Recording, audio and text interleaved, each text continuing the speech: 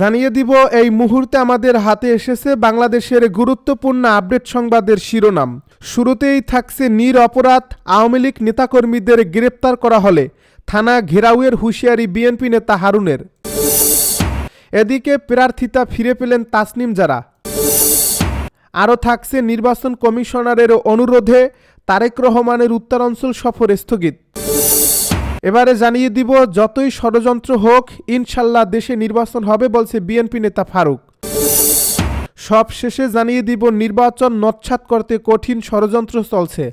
এতক্ষণ শুনছিলেন হাতে থাকা আপডেট সংবাদের শিরোনাম, এবারে বিস্তারিত।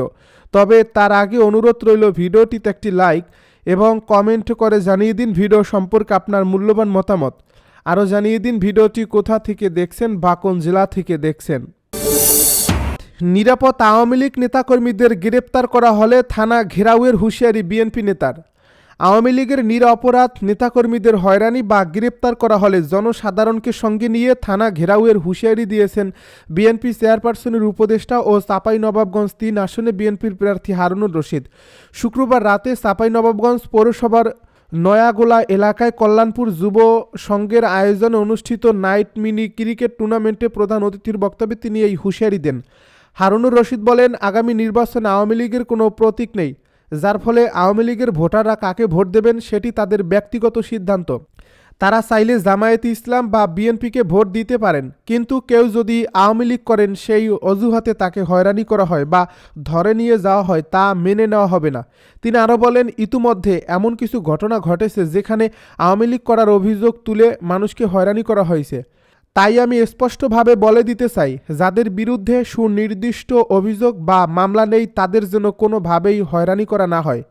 তা না হলে জনগণকে সঙ্গে নিয়ে আমি নিজেই থানা ঘেরাও করব। বিএনপির এই নেতা বলেন, আওয়ামী লীগের সময় আমরা ঘরে বসে থেকেও মামলা খেয়েছি। এখন যদি নিরপরাধ মানুষকে মিথ্যা মামলায় আটক করা হয় তাহলে পার্থক্য কোথায়?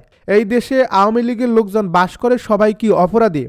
নির্বাচিত হলে প্রশাসনকে জবাবদিহিতার আওতায় আনার অঙ্গীকার করে হারুনুর রশিদ বলেন, আমার শক্তি হবে জনগণ। তিনি আরও বলেন, চাঁপাইনবাবগঞ্জে কোনো অন্যায়, সাদাবাজি বা দখলদারি চলবে না। আমি বিএনপি করি বলে বা এমপির লোক বলে কেউ অন্যায় করলে ছাড় পাবে না। মানুষকে নিরাপত্তা দিতে থানা বা ভূমি অফিসে ঘুষ দেওয়ার সংস্কৃতি আর দেখতে চাই না। তিনি যুব সমাজের প্রতি আহ্বান জানিয়ে বলেন, এই পরিবর্তনের জন্য আপনাদের সমর্থন দরকার। এ অনুষ্ঠানে উপস্থিত ছিলেন চাঁপাইনবাবগঞ্জ পৌরসভার ১ নম্বর ওয়ার্ডের সাবেক কাউন্সিলর জাহাঙ্গীর আলম, জেলা স্বেচ্ছাসেবক দলের সদস্য সুলতানুল ইসলাম সুলতান। প্রার্থিতা ফিরে পেলেন তাসনিম জারা। আসন্ন ত্রয়োদশ জাতীয় সংসদ নির্বাচনে ঢাকা ৯ আসনের স্বতন্ত্র প্রার্থী ডাক্তার তাসনিম জারার মনোনয়নপত্র বৈধ ঘোষণা করছে নির্বাচন কমিশন। শনিবার বেলা 11:30টায় রাজধানীর আগারগাঁওয়ে নির্বাচন ভবনের অডিটোরিয়ামে অনুষ্ঠিত শুনানিতে তার দায়েরের করা আপিল মঞ্জুর করা হয়। এ সময় নির্বাচন কমিশন তাসনিম জারার মনোনয়নপত্র বৈধ ঘোষণা করে। জেলা রিটার্নিং কর্মকর্তার কাছে বাতিল হওয়া মনোনয়নপত্র ফিরে পেতে সোমবার নির্বাচন কমিশনে আপিল করেন ঢাকা ৯ সংসদীয় আসনের স্বতন্ত্র প্রার্থী ও এনসিপির সাবেক নেত্রী ডাক্তার তাসনিম জারা। এর আগে গত ৩ জানুয়ারি ঢাকা জেলা রিটার্নিং কর্মকর্তা তাসনিম জারার মনোনয়ন বাতিল ঘোষণা করেন। ত্রয়োদশ জাতীয় সংসদ নির্বাচনের প্রার্থিতা বাতিলের বিরুদ্ধে নির্বাচন কমিশনে আপিল শুরু হয়েছে আজ, যা চলবে আগামী ৯ জানুয়ারি পর্যন্ত। নির্বাচন কমিশনারের অনুরোধে তারেক রহমানের উত্তরাঞ্চল সফর স্থগিত। নির্বাচন কমিশনারের অনুরোধে বিএনপির চেয়ারম্যান তারেক রহমানের উত্তরাঞ্চল সফর স্থগিত করা হয়েছে বলে জানিয়েছেন দলটির মহাসচিব মির্জা ফখরুল ইসলাম আলমগীর। শুক্রবার রাতে গুলশানে রাজনৈতিক কার্যালয়ে দলের স্থায়ী কমিটির সদস্যদের বৈঠক শেষে উপস্থিত সাংবাদিকদের একথা বলেন তিনি।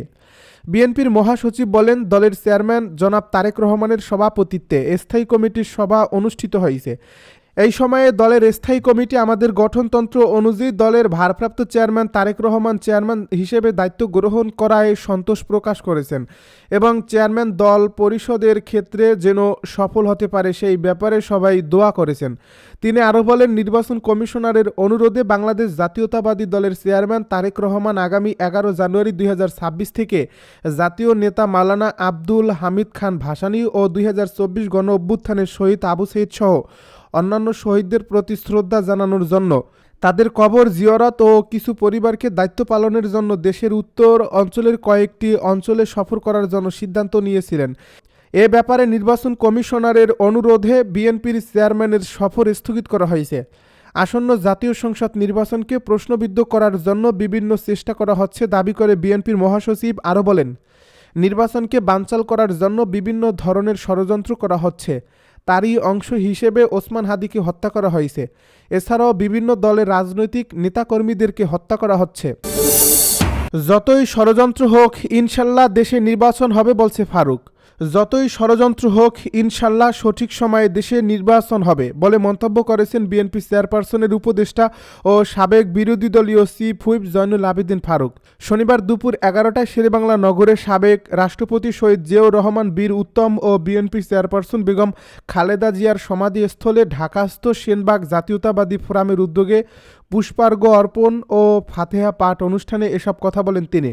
সম্প্রতি দেশে ঘটে যাওয়া কয়েকটি হত্যাকাণ্ডের বিষয়ে তিনি বলেন, দীর্ঘদিনের রাজনৈতিক কর্মী হিসেবে ও একজন মুক্তিযোদ্ধা হিসেবে বলতে চাই, আসন্ন 12 ফেব্রুয়ারি নির্বাচনের যে তারিখ ঘোষণা করছে ইউনূস সরকার, সেটাকে বানচাল করার জন্য বিভিন্ন অপচেষ্টা করা হচ্ছে।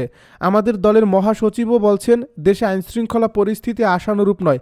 আইনশৃঙ্খলা পরিস্থিতি স্বাভাবিক করে আগামী 12 ফেব্রুয়ারি যে নির্বাচন হওয়ার কথা রয়েছে, সে নির্বাচনে যত ষড়যন্ত্রই হোক না কেন অস্ত্র উদ্ধার করে নির্বাচনকে সুষ্ঠু করতে হবে। জয়নুল আবেদিন ফারুক বলেন, 2-1 মানুষকে হত্যা করে নির্বাচন বানচাল করতে পারবে বলে জনগণ বিশ্বাস করে না। আমিও জনগণের অংশ হিসেবে বিশ্বাস করি না। বিএনপি চেয়ারম্যান তারেক রহমানের নতুন দায়িত্ব পালনে মহান আল্লাহ তাআলা যেন তাকে সেই তৌফিক দেন এবং মন্তব্য করে বিএনপির এই নেতা আরও বলেন, গতকাল রাতেই আমাদের নেতা ভারপ্রাপ্ত চেয়ারম্যান থেকে পূর্ণাঙ্গ চেয়ারম্যান রূপে দায়িত্ব গ্রহণ করছেন। তার দায়িত্ব আজকে থেকে শুরু হয়েছে। আল্লাহ পাক যেন তাকে তা সফলভাবে পালন করার তৌফিক দেন। বেগম খালেদা জিয়া যেখানে শেষ সেখান থেকে শুরু করে তিনি শেষ করতে পারেন। গত 16 বছরে যে ধৈর্য ধারণ করেছেন, বাকি জীবনের ধৈর্য ধারণ করে গণতন্ত্র সংগ্রাম ও সার্বভৌমত্ব অক্ষুণ্ণ রাখতে পারে। আল্লাহ যেন সেই তৌফিক তাকে দান করেন। সম্প্রতি ঘটে যাওয়া জাকসুর ফলাফল জাতীয় নির্বাচনে কোনো প্রভাব পড়বে না জানিয়ে সাংবাদিকদের প্রশ্নের জবাবে ফারুক বলেন, আসম আব্দুর রব সাহেব ও ঢাকা বিশ্ববিদ্যালয়ের ভিপি ছিল। মাহমুদুর রহমান মান্নাও ঢাকা বিশ্ববিদ্যালয়ের ভিপি ছিল। নির্বাচন নস্যাৎ করতে কঠিন ষড়যন্ত্র চলছে। ত্রয়োদশ জাতীয় সংসদ নির্বাচনের 12 ফেব্রুয়ারির ভোটকে নস্যাৎ করতে দেশি বিদেশি ষড়যন্ত্র চলছে বলে মন্তব্য করেছেন ঢাকা 9 আসনের বিএনপি প্রার্থী হাবিবুর রশিদ হাবিব। শনিবার রাজধানীর শেরেবাংলা নগরের জিয়া উদ্যানে শহীদ প্রেসিডেন্ট জিয়াউর রহমান ও বেগম খালেদা জিয়ার সমাধিতে শ্রদ্ধা নিবেদন শেষে সাংবাদিকদের এক প্রশ্নের জবাবে তিনি এ মন্তব্য করেন। স্বেচ্ছাসেবক দলের নেতা মুসাব্বির হত্যা নিয়ে এক প্রশ্নে হাবিব বলেন, নির্বাচন ঘিরে এমন হত্যাকাণ্ড কঠিন ষড়যন্ত্রেরই অংশ। তবে আমরা দমে যাব না, গণতন্ত্রের জন্য লড়াই করে যাব। আপসীর নেত্রী বেগম খালেদা জিয়ার অসমাপ্ত কাজ আমরা বাস্তবায়ন করব। বিএনপি চেয়ারম্যান তারেক রহমানের 31 দফা বাস্তবায়নে কাজ করব আমরা। তিনি আরও বলেন, আমরা দেশকে তাবেদার মুক্ত করতে চাই। ভোট নস্যাতে যতই ষড়যন্ত্র চলুক, আমরা হাদির রক্তের বিনিময়ে মানুষের অধিকার ফিরিয়ে আনব। সর্বোচ্চ ত্যাগের বিনিময় হলেও এ অধিকার বাস্তবায়ন করব ইনশাল্লাহ। জননিরাপত্তা নিয়ে বিএনপির এই প্রার্থী বলেন, নির্বাচনের সময় জনগণের নিরাপত্তা নিশ্চিত করা সরকারের দায়িত্ব। অন্তর্বর্তী সরকারের উচিত নিরাপত্তা আরও জোরদার করা। সরকার যদি সেই দায়িত্ব পালনে ব্যর্থ হয়, তাহলে তার দায় তাদেরকেই নিতে হবে।